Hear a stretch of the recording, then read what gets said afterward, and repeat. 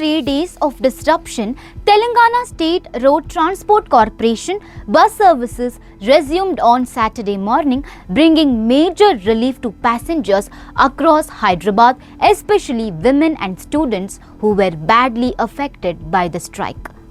For the past 3 days, employees of the Telangana State Road Transport Corporation had been on strike in support of their demands, causing major inconvenience to daily commuters. During this period, major bus stations such as the Mahatma Gandhi bus station in Afzalgunj, Jubilee bus station in Sikandarabad and the Rani Gunj first and second depots were a deserted look as bus operations remained suspended. However, the situation changed on Saturday morning after the employees called off their strike following successful discussions with the state government.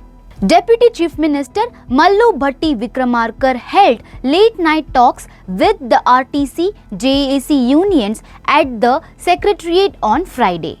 After detailed discussions, the government agreed to all 32 demands raised by the JAC unions.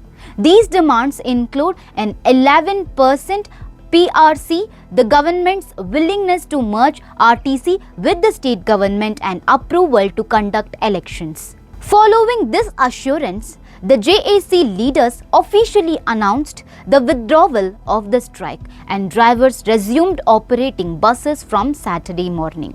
As a result, major bus stations including MGBS and JBS once again became crowded with passengers trying to reach their destinations. With many weddings scheduled on Sunday, several families depended on RTC buses to travel their relatives' homes, making the resumption of services even more important. During the 3-day strike, private transport operators had taken advantage of the situation by charging passengers excessively high fares. With no other option available, many passengers were forced to spend extra money to complete their journeys.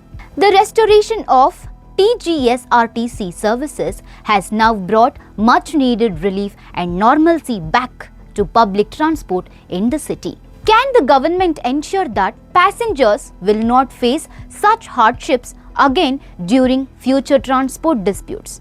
Let us know in the comment section.